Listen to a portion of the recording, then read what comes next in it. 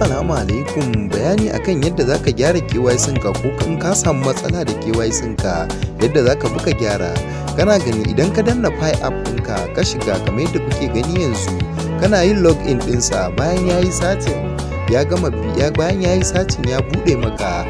Idan ya bude maka zai kawo ka wato inda kake yin mining, shine wato ainihin kan wato dashboard ɗinka, wato ainihin inda kake gani idan ya bude maka kamar yadda kuke gani yanzu gashi nan ya gama budewa.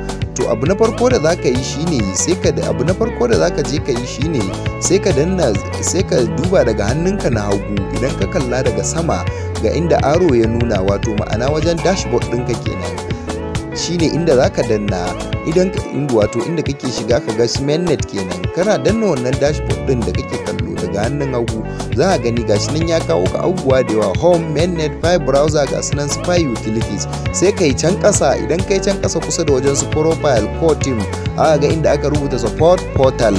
Wannan gurin da aka rubuta support portal nan ne inda zaka je ka danna, ga kibiyar arrow nan ta nuna inda muka yi alamar cewar nan ne inda zaka danna.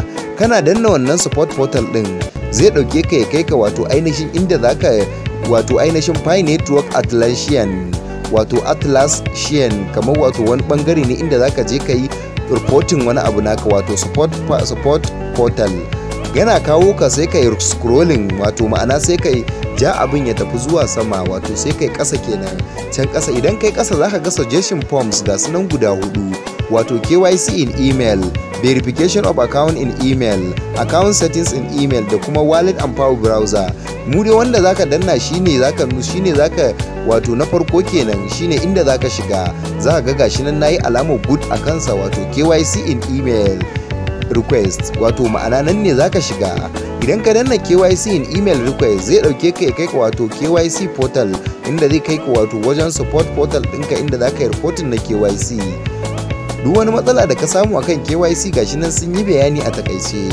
Za mu dora mu shiga gaba inda shine abin da zamu yi, wato ma'ana gashi nan ya baka ya kawo maka wani form, wato inda zaka cike shi wannan form din. Gashi nan abubuwa wajen guda 5 ko 6.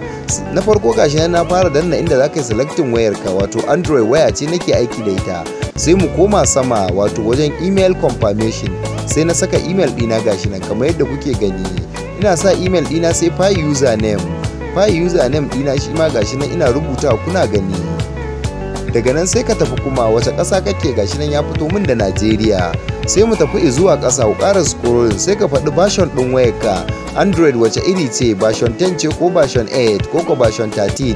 Misali sai na rubuta cewar version 13.1 ce wayata. Sai in sauko ƙasa version 13.1, sai in sauko ƙasa wato phone brand and model, wato ma'ana ka faɗi wace irin waya ce taka. Mostly kun san akwai wato kamar masu amfani da iPhone, za a ga suna da iPhone Pro, iPhone 12 Pro, iPhone waye wane.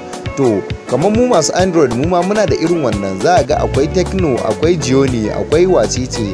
To sai mu danna, ni dai wayata misali shine sai in ce Spark 4 KC8, wato Tecno Spark 4 KC8. kamar yadda kuke kallo gashi na rubutawa, za ku gani cewar ma'ana na rubuta Spark 4. Bayan Spark 4 shine na rubuta menene, Tecno Spark 4, ma'ana wato wayata Tecno ce, ita ce wayar da nake aiki da ita, kuma menene model ɗinta shine KC8, ma'ana shine model ɗin wayata. Sai in sauko ƙasa application when submitting your KYC, me matsalarka ko me abin nan ɗinka na wajen submitting ɗin KYC ɗinka, wato request ɗinka, abin da yasa kake neman KYC. Sai suka ce is issue first screen, wato ma'ana ko kuma issue na uploading, ko issue na entering personal details, ko kuma live step. Ga sunan dai dukkanin su, duk wanda kai selecting shine sai ka zaba wanne ne matsalarka. Duk wanda kaga shine matsalarka sai ka dauka, sai ka tafi da shi, sai ka tafi zuwa ƙasa. Bayan ka yi selecting, in kuma babu a ciki sai ka sa musu none. Sai mu tafi na ƙasa wato validation, shi kuma na reviewing KYC after ka yi submitting. Shin the user cannot submit it validator, validation ba za ka iya something went wrong please. Ka gani dukkanin su ga problems din da yake baka, liveness ne bai yi hau ba ko wani matsala, in babu kuma sai ka tafi ƙasa wato none, sai ka shiga sai kuma ka zo other shine I want to leave a comment not directly related to the application and validation, wato baya cikin na farko da muka duba application ɗinmu ko na validation ɗinmu, a'a wani problem ne daban, sai ka zo ka sanna I want to suggest an alternative KYC ko wani abu makamancin wannan, in babu sai ka sa none.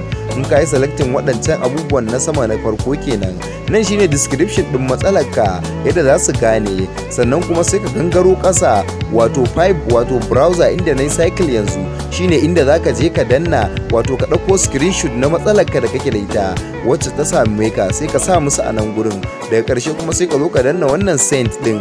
Idan ka danna wannan send ɗin shine inda abin nan ɗinka zai tafi kenan, zai tafi ya nuna maka yayi submitting ɗin problem ɗinka, sai ka jira na wani ɗan lokaci. Wannan jiran da zaka yi na ɗan lokaci shine zai baka dama wanda za su yi maka review kuma su turo maka sako ta email, sai ka zama update akan checking email ɗinka domin samun ansar tambayar da kai ko kuma application ɗin da ka aika musu akan matsalarka. Sai ku danna mana subscribe domin samun ci gaba, domin samun wasu videos ɗin na matsalolin da muke fuskanta akan bangaren Pi Network. Sai mu fatan Allah ya bamu nasara ya sa kuma mu ci gajiyar abin da muke mining akan wannan coins ɗin, amin. Wassalamu alaikum wa rahmatullahi ta'ala wa barakatuhu. In kana da wani matsala sai ka bar mana comment a ƙasa.